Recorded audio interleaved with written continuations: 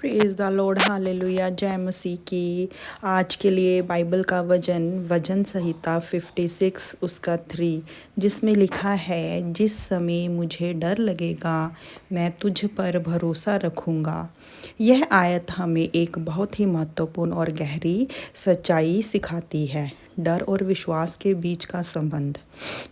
यह एक साधारण लेकिन शक्तिशाली संदेश है जो हमें कठिन समय में प्रेरणा और हिम्मत देता है। जब भी हम जीवन में डर का सामना करते हैं, चाहे वह किसी समस्या, बीमारी, असफलता या अज्ञात भविष्य से जुड़ी हो, यह स्वाभाविक है कि हमारा मन बेचैन हो जाता है।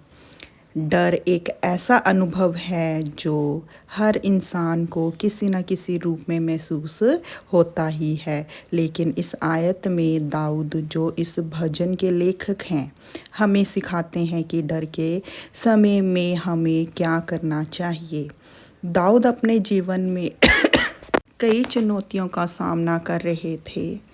इनके दुश्मन का पीछा कर रहे थे, इनके दुश्मन इनका पीछा कर रहे थे और वह अपने जीवन को लेकर बहुत ही ज़्यादा चिंतित थे। लेकिन इस परिस्थिति में भी दाऊद ने यह नहीं कहा कि वह अपनी ताकत, बुद्धि या किसी अन्य व्यक्ति के ऊपर क्या है निर्भर करेंगे।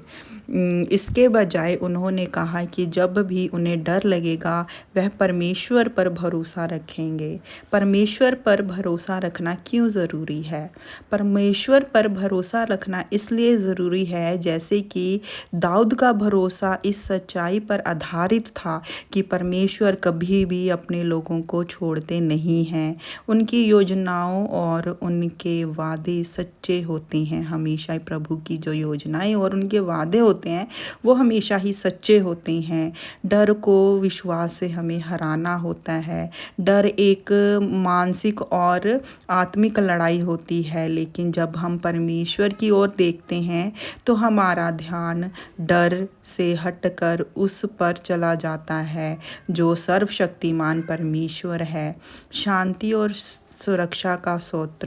जब हम परमेश्वर पर भरोसा करते हैं तो हमारा हृदय शांति और सुरक्षा का अनुभव करता है, क्योंकि हमें एक यकीन होता है कि वह हमारे साथ हैं। प्रभु यीशु मसीह हमारे साथ हैं और हमारी हर समस्या का समाधान प्रभु यीशु जानते हैं। इस आयत का हमारे जीवन में बहुत ही ज़्यादा महत्व है। हमारी ज़िंदगी में कई बार ऐसी परिस्थितियां आती हैं जब हम डर और चिंता से घिरे हुए होते हैं, जब हम डर हमारे मन को कमज़ोर कर सकता है और हमें आगे बढ़ने से रोक सकता है। लेकिन इस आयत का संदेश हमें याद दिलाता है कि डर के समय में खुद पर या अन्य इंसानों पर नहीं, बल्कि प्रभु यीशु मसीह परमेश्वर पर भरोसा रखना चाहिए। परमेश्वर से प्रार्थना करनी चाहिए, उसकी शक्ति पर विश्वास करना चाहिए और उसको मार्गदर्शन पर चलना चाहिए।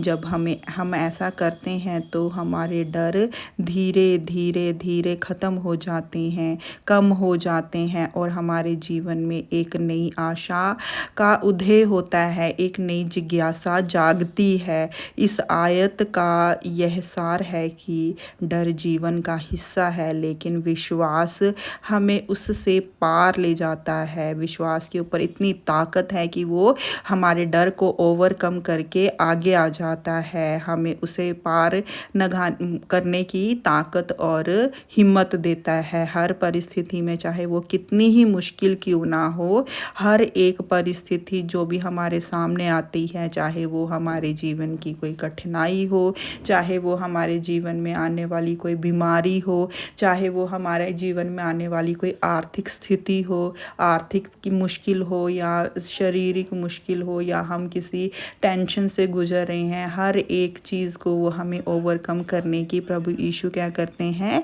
ताकत देते हैं। तो इसीलिए हमें परमेश्वर पर हमेशा भरोसा रखना चाहिए, क्योंकि वही हमारी ढाल है और वही हमारा भरोसा है।